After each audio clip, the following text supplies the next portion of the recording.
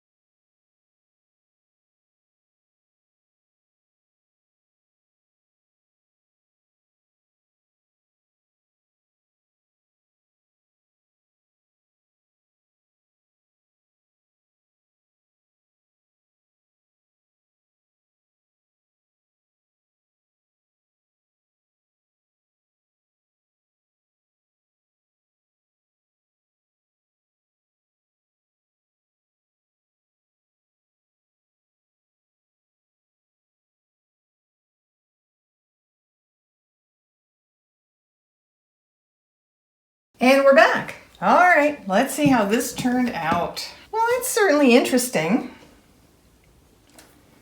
see what we got here. It's not exactly ooh inspiring. Interesting that there seems to be a lot of green here, even though there is no green. I think that's a combination of maybe the yellow with the black. So that's kind of cool. Let's bring you over into the daylight. We don't have sun today, we just have daylight. The smoky wispy effect is cool. I like that. Got some pink. Got some kind of weirdish look with the black. I don't know. Very little blue. That was mostly from what I dropped on top of the white at the very end. The yellow as green comes through very strikingly. The pink does. The orange only comes through just a very little bit. Not a lot. And I felt like I really drenched the cup with colors.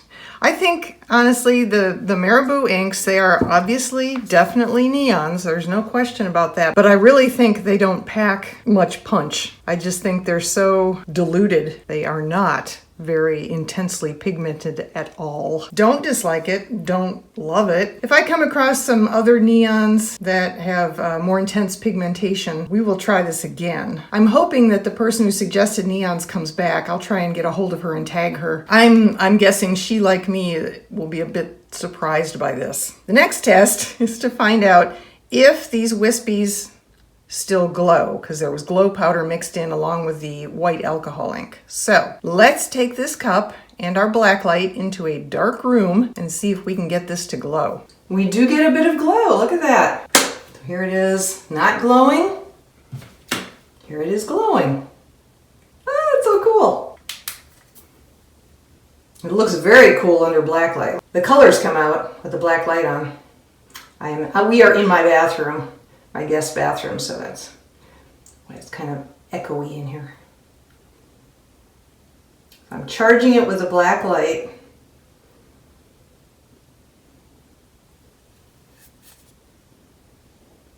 Which probably needs new batteries, but...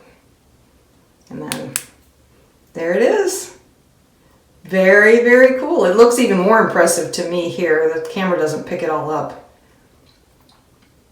That's pretty neat. So, glowing, not glowing, glowing, not glowing, glowing, and trying to focus, not glowing, still glowing.